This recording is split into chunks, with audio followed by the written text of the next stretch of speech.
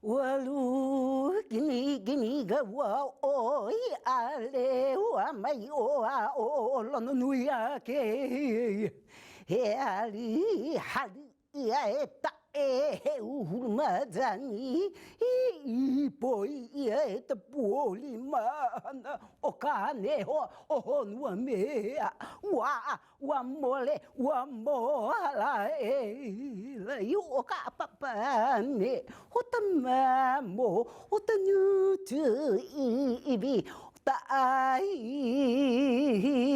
me ki lalo ai ki luna e wai hone I hari mo tulai wai te a leo no ha you can say that vai say vai e ha is your breath. Vai is is water. Vai is water. Vai is also spirit. And vai in Hawaii Lifeways, in Hawaii consciousness, is the ability to be like water and like spirit. And that is the permeability of one's being. And the E is the spoken. The E is the like the supreme awesomeness of the ability to breathe into one's own permeability. So the sense that Hawaii is some distant, luxurious destination way far away. We like to think about Hawaii as not the geographical destination, but thinking of Hawaii as one's own arrival at a space in which island thinking, island behavior, and island being is the way we are, because it's the way everyone else is. Like this ohia person behind me, say aloha to this ohia, aloha to this ohia person behind me. Yeah, she lives in my yard. Well, actually, I live in her yard because she was there first. And this is her space. And as a member of her family or the space in which she lives, I am entirely permeable to who she is, how she is being, when she's flowering, when she's not feeling well, when her bark is telling me another story, the animals, and the insects and the bird people tell us what her signaling into the world is, and that's what it means to be Hawaii or in Hawaii. And so I invite you that when you're in Hawaii or a state of Hawaii, I invite you to engage in this practice that we call, if you breathe in, alo, breathe in, alo, and then breathe out, ha. Can you say that? Can you say that? Not like aloha, not like that, not like that, not like that. Think about it. Okay, ready? So alo means in the face of. That's what alo means. Ha, again, is the breath. Okay, remember we talked about ha in Hawaii. Ha is the breath. So when we talk about the ha, the alo, we want to breathe in the idea that the thing that we are facing, that's right in front of us all around us, and above us and under us, is in fact our own self, our own reflection. What? That's what we want to think about when we're thinking about this word alo, in the word aloha. Okay. And so When we breathe that in, alo, and then we exhale the ha. Oh, that's good. I gave my own self chicken skin. Like, I literally have goosebumps down my arm and on my hairy legs. Oh my gosh. Okay, doing it again. We're doing it again. Breathing in, alo, alo, ha. Expand that breath. Okay. So what happens when you do that? You in the reciprocal act of the exchange, right there, in that moment. And this, Gengi, is the core operational status, or it's the mandate of Hawaii people. And now look, I could be talking about blooded Hawaii people, but let's just think about let's just think about the possibility that just because you live on this island, and just because you live on any island in Hawaii Pai'aina, because you have chosen that your family is born and dies here in this space, that we have chosen to accept our food from the landscape and the ocean around us. Let's say that as a Hawaii person, including all of those people that I'm just or I just finished talking about, that we are in a constant exchange. And that exchange is called aloha. It's not just something you wear on your hat, or something you wear on a t-shirt, or something that somebody has in their URL, alohaIsus.com, or spiritofaloha.com. Yeah, who cares about that? As a person who lives in the Hawaii landscape, and when we look at this photo of this ancient person who's lived here for millennia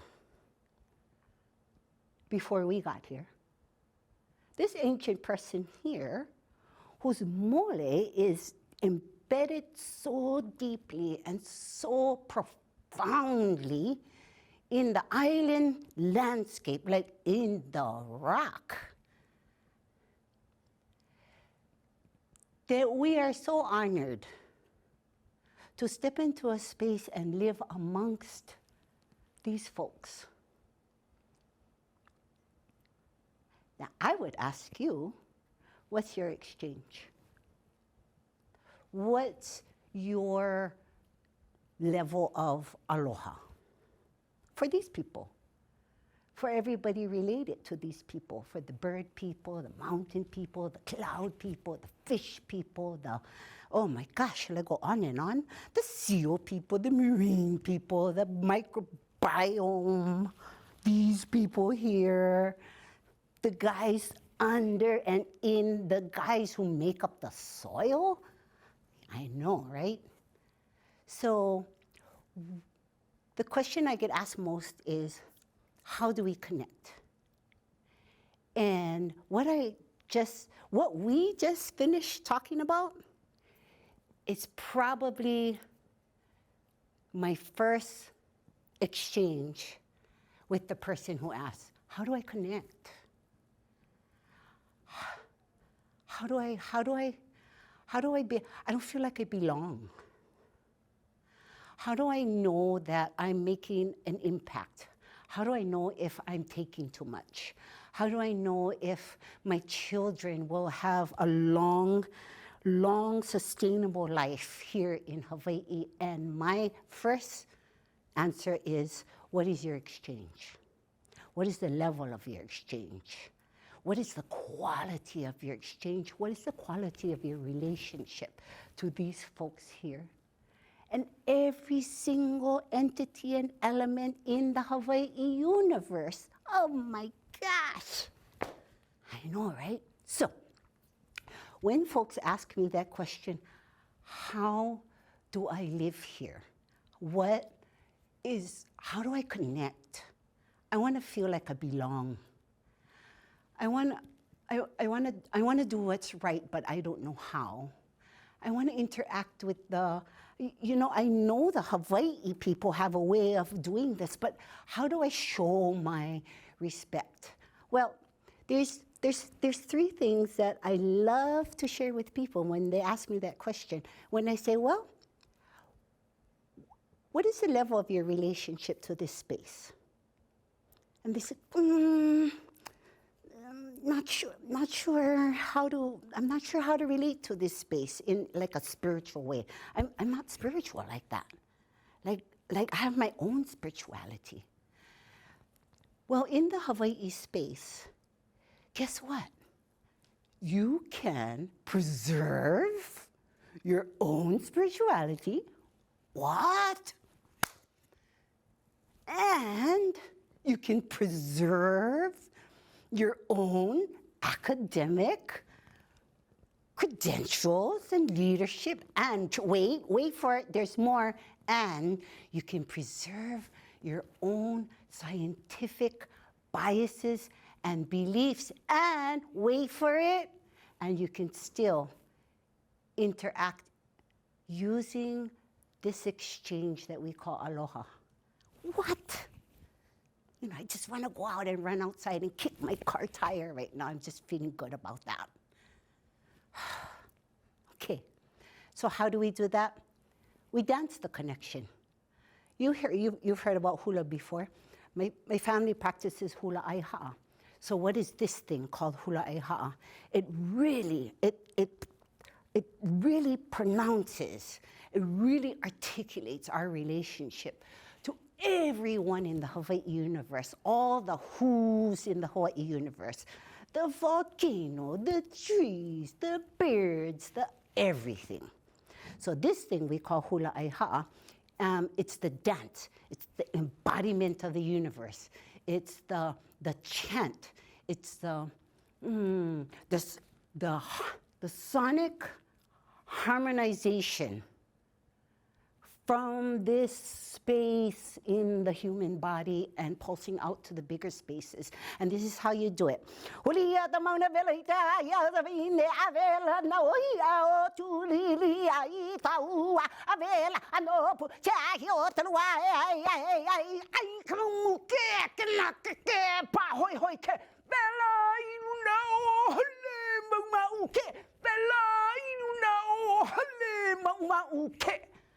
Maluta paliota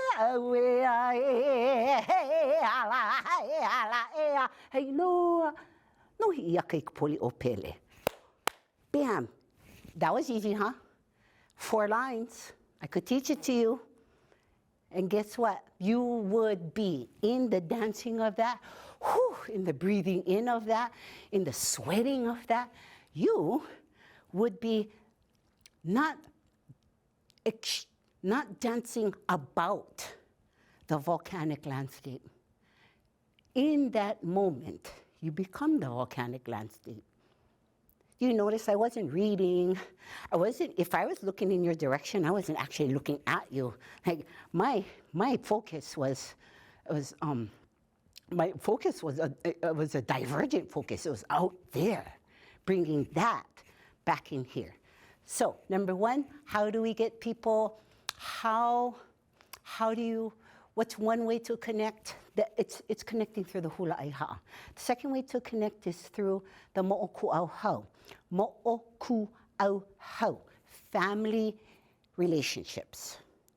So, these people here, in my genealogy, that person there is the grandparent.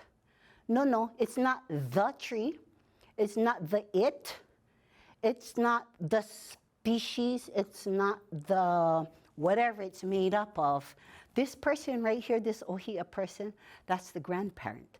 And so how do we teach that? How do we allow that kind of relationship to, how do we offer folks that relationship? Well, I have a really, really neat, super simple format that my students learn, from which my students learn how to include these people in their genealogical connections. That's the mo'oku au hau. How do I connect? How do I increase the value of my relationship to the Hawaii space or any space you live in? You connect those spaces to your genealogical line. They are no longer the its and the externals and the externality of life and all those other things that happen to be resources. No, no, no. They become your soul. Isn't that interesting? That you include the Ohia, that you include Mauna Loa, that you include Athens, that you include Lake Michigan, that you include dogwood plants, that you include the black oak from the Alps, that you include the cedar, the sugi, the Jomong sugi, how about that one? From Yakushima Island in your personal genealogy is to include them in the soul of your life way. That's good stuff. And number 3, I teach my learners how to see things at different scales, not necessarily from different perspectives. Because perspective means that I don't have to be of that one, and I don't have to be of that one, but I can choose that one, and okay, that one's nice, and yeah, I'll take that perspective and maybe a little bit of that one. No, no, it's being able to relate to people's stories, the story of the world, the story of the universe, the story of Hawaii Island, the story of that water, the story of the ocean, the story of the stream, the story of the lava at different scales. We call those scales ki'i. Can you say ki'i? Ki'i. Yeah, good job.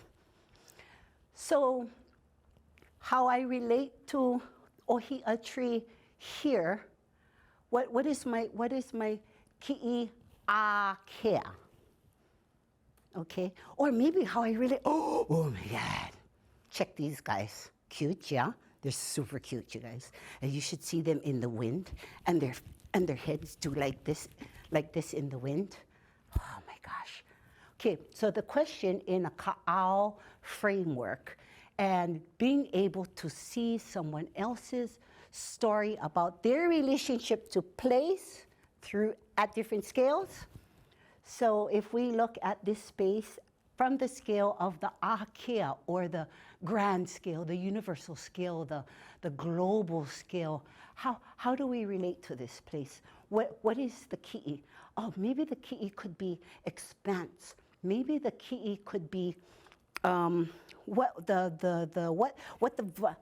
vines do, allow the soil to do underneath them. So this is, let's look at the metaphor of maybe the mother's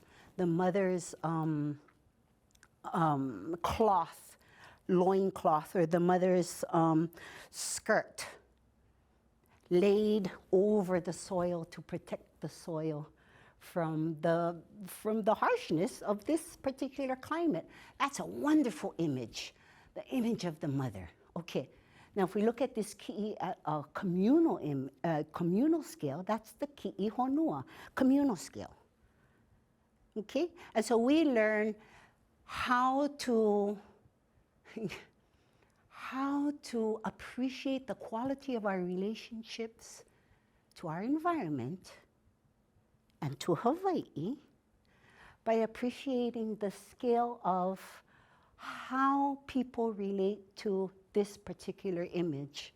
A ki'i honua would be the story about how Hi'iaka was laid down as Pele went and surfed in the surf.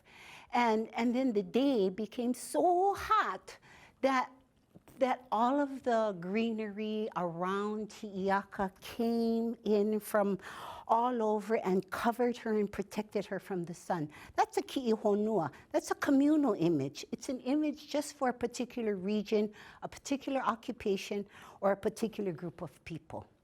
But the ki'i that I love to look for is the ki'i iaka. And this ki'i is the one that really, really shouts at your personal relationship, like at you. Like this is the image that goes, look at me, look at me, look at me. You know your mom when she's scolding you and she's saying, you better look at me. That one, that's called the ki'i iaka. And this is the shadow image. And so if I look at this image with the ki'i iaka and, oh my gosh, it's the pele. And what do I see in that? I either see something that I just can't look at because I'm emotionally unready for it, unprepared, underprepared. I hate it. Like, I can't even look at it. It's horrible. That's one ki'i iaka. That's probably the one that shouts at people the most. What is that ki'i iaka in your life, in your society, in your forest, in your world that you cannot look at? That's usually the message of the ki'i iaka. Look at what you cannot look at. And aloha what you cannot understand. And be permeable to that which you have no experiencing. The ki'i iaka teaches us to see and to practice aloha in so many ways. The ki'i iaka takes the most practice. And so this is the thing. When we learn about ka'au, that's the story, the narrative of people's relationships to one another and people's relationships to places. And we're learning about all of these ways in which you can relate to that story through the ki'i. You have to be able to see yourself in that ki'i. So now what is our ki'i for this thing we're calling climate change? I just saying we're calling because that's somebody's ka'au that originated someplace, somewhere in a certain mentality and a certain attitude with a certain emotion and a certain level of experience. What I'm challenging us to do, my dear Hawaii people out there in the world, because remember, Hawaii is not a geographical location. In the world, Hawaii is a state of mind, and aloha is the way. It's my way, might not be your way, but I invite you to try it. Aloha is the way to consider that if this climate change is not working out for us, and it's not just a matter, I understand it's not just a matter of going into a shop and saying, no, I'm sorry, that dress doesn't work. I'm gonna change that, ki'i iaka. It's not as shallow as that, but it's almost as simple as that, you guys. Hawaii Life Ways tells us that if we looking monsters in the face, then take the time to love that monster and consider where that monster came from. And guess what? The ka'au, the hula, the chant, the Hawaii space, that is changing over and over again. I mean, the dances that we danced for this crater 50 years ago, we cannot dance in the same way.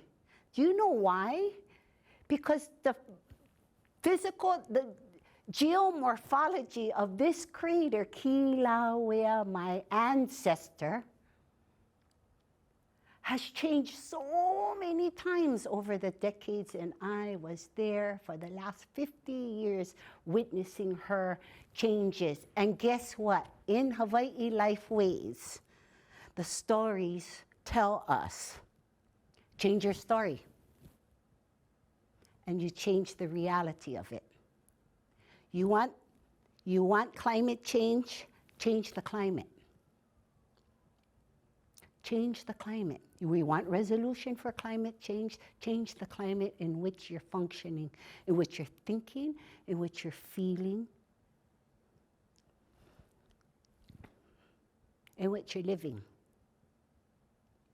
Hulia tabauna velaite aya tabaine avela na oia tulili ai taua avela anopu chahio tulua. Hola.